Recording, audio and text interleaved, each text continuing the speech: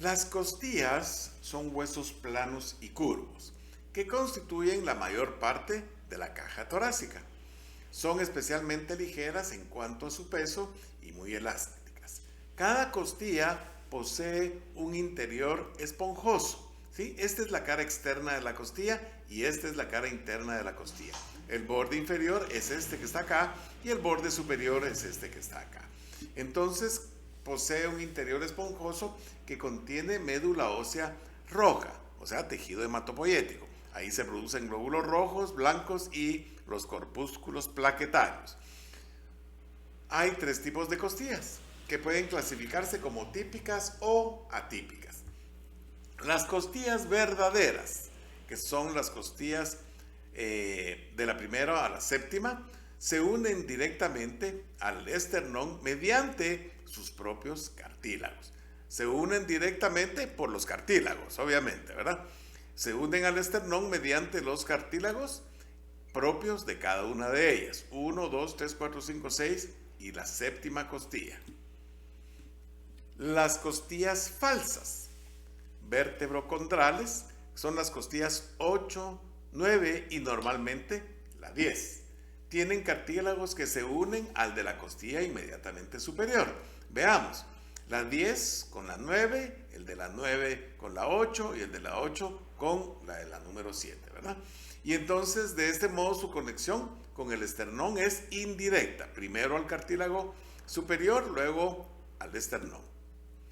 Y las costillas flotantes, la undécima y la duodécima, y a veces la décima también puede ser flotante. Tienen cartílagos rudimentarios que nunca conectan, ni directa ni indirectamente con el esternón. Por el contrario, terminan en la musculatura posterior del abdomen. Tienen entonces un pequeño cartílago en su extremo lateral, podríamos decir, ¿verdad? Estas costillas no las podemos palpar nosotros en nuestra pared posterior y podemos palpar muy bien sus extremos. Así que hay que buscarlas.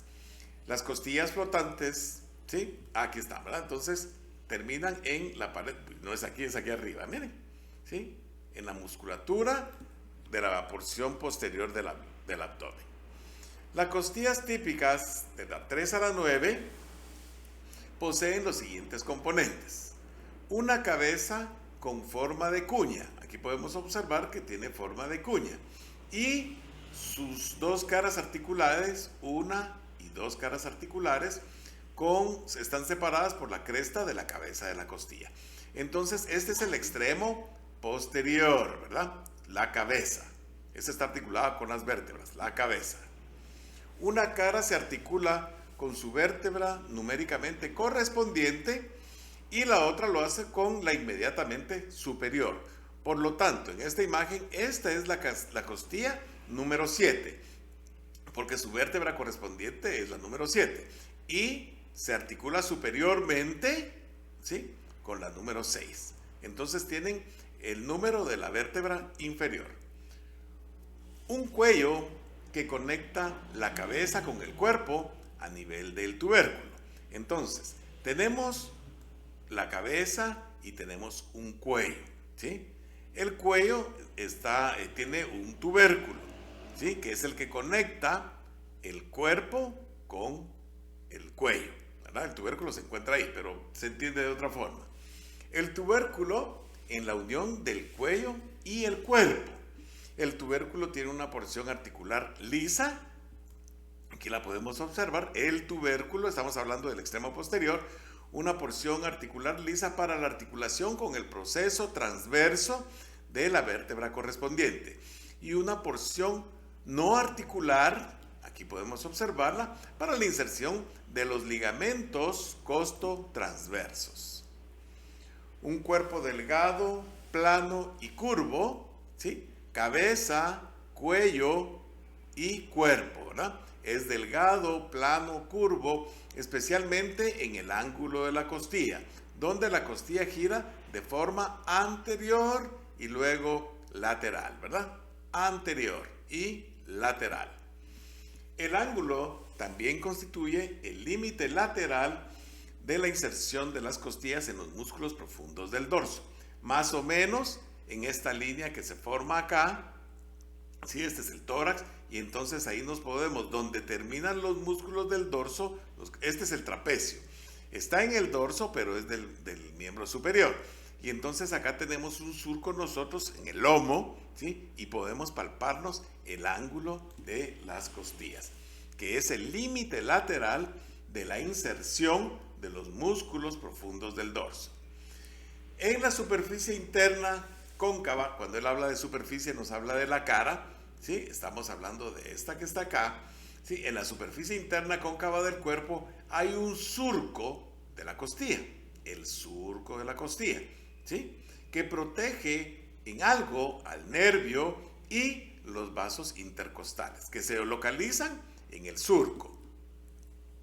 Las costillas atípicas, primera, segunda, décima, undécima y duodécima, se diferencian del resto por varias características. 1. La primera costilla es la más ancha, es decir, su cuerpo es más ancho y es casi horizontal, ¿sí? Es corta, curva y de las 7 costillas verdaderas, es la más corta y curvada de todas las costillas verdaderas. La primera costilla tiene una cara articular, nada más, en su cabeza, porque solo se articula con la vértebra T1 y tiene 2 surcos que cruzan transversalmente su cara superior, ¿sí? Para los vasos subclavios. Y aquí podemos observar nosotros el surco de la vena subclavia y el surco de la arteria subclavia. Este es el extremo anterior y este es el extremo posterior y su tubérculo. Los surcos están separados por una cresta y un tubérculo. Sí, esta es la cresta y el tubérculo del músculo escaleno anterior que proporciona inserción a dicho músculo. La segunda costilla es más delgada, menos curva y más larga que la primera costilla. Tiene 2 caras articulares en su cabeza. Esta silla se articula con 2 vértebras. Para la articulación con la vértebra T1 superiormente y T2 inferiormente. Su característica más atípica es un área rugosa en su cara superior, ¿sí? La tuberosidad del músculo serrato anterior, en la cual tiene parcialmente su origen este músculo. Las costillas 10, 11 y 12, al igual que la primera costilla, tienen solo una cara articular, ¿sí? Una cara articular y en sus cabezas y se articulan con una sola vértebra. Las costillas undécima y duodécima son cortas y no presentan cuellos ni tubérculos. Los cartílagos costales prolongan las costillas anteriormente, aquí los podemos observar, y contribuyen a la elasticidad de la pared torácica, proporcionando una inserción flexible para sus terminaciones anteriores. Este es el extremo anterior de las costillas, el extremo posterior del cartílago y el extremo anterior del cartílago, ¿verdad? En sus terminaciones anteriores. La longitud de los cartílagos es creciente en los 7 primeros y decrece gradualmente en los siguientes. Aumenta de tamaño hasta el 7 y luego disminuye hasta el 10º. Los 7 primeros cartílagos costales se insertan de manera directa e independiente en el esternón. Veamos, 1, 2, 3, 4, 5, 6 y el 7 tenemos que continuarlo directamente en el esternón. Costillas verdaderas. La 8, 9 y 10, octava, novena y décima se articulan con los cartílagos costales justo por encima de ellos, ¿sí? Se articulan con este, justo encima de ellos, con este, y entonces forman el arco costal cartilaginoso, ¿sí? Arco costal cartilaginoso, ambos lados, continuo y articulado. Los cartílagos costales undécimo y duodécimo, ¿sí? Aquí los podemos observar, forman bulbos sobre las extremidades anteriores de las costillas correspondientes. Aquí podemos observarlos. Y no llegan a ponerse en contacto ni se articulan con ningún hueso ni cartílago, solo con la vértebra correspondiente. Los cartílagos costales de las costillas primera a la décima fijan claramente el extremo anterior de las costillas al esternón, limitando su movimiento al girar su extremo posterior. Aquí está el extremo posterior, alrededor de un eje transversal de la costilla, ¿verdad? Entonces, estos cartílagos que son anteriores limitan el movimiento posteriormente.